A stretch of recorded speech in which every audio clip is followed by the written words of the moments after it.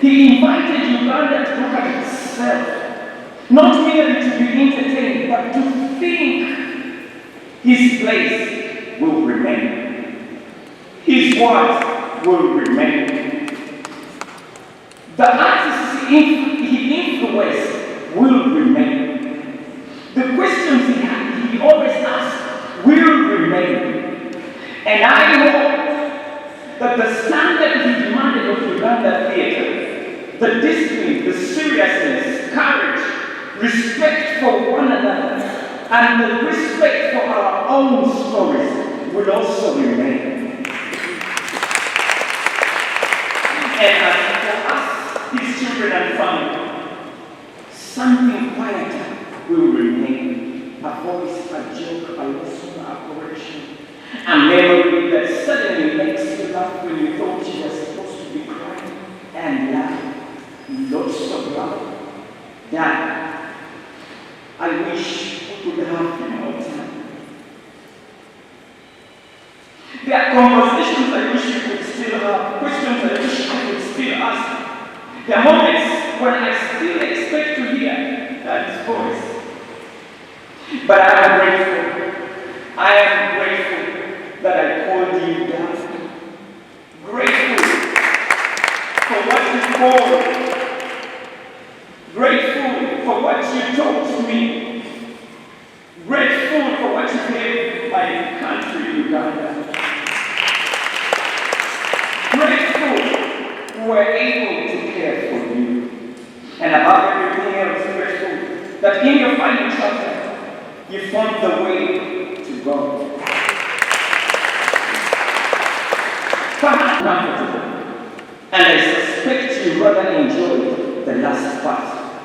But this is the Alex Mukulu Uganda knew, but I knew you as that.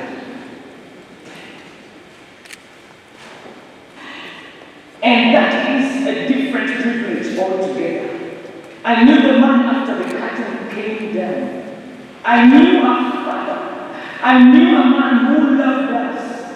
A man who stood firmly for what he believed was right.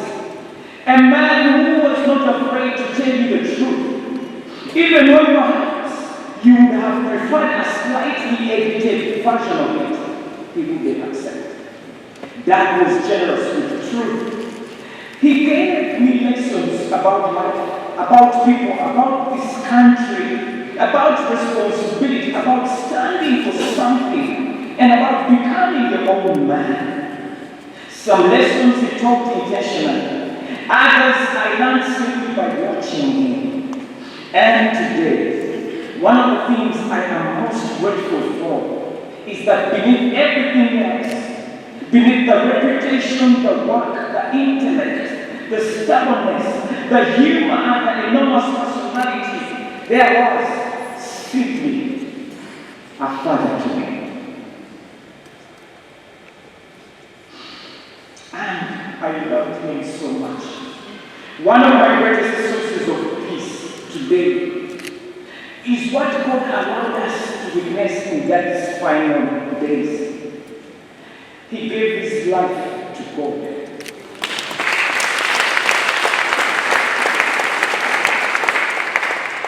For all the things he accomplished, all the applause he received, and all the stages on which he stood, that is the part of the story that gives me the biggest comfort today. Because eventually, every curtain closes. Even yours shall close. Every applause becomes silent. Every title we carry comes to a touchdown. And what remains is the question of where we stand with our Creator. That turned to God.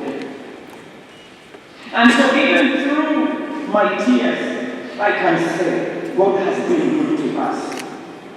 God was good when Dad was strong. God remained good when Dad became weak. God was good in the laughter. God was still good in those hospital rooms.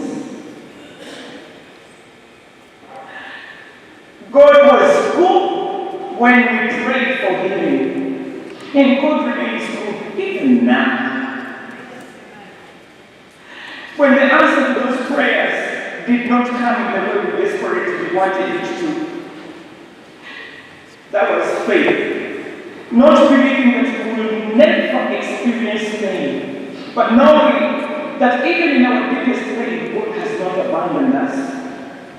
There is one thing I would also like to say today, not in anger and certainly not to argue with anyone, but because perhaps that person can teach us something about how we treat one another.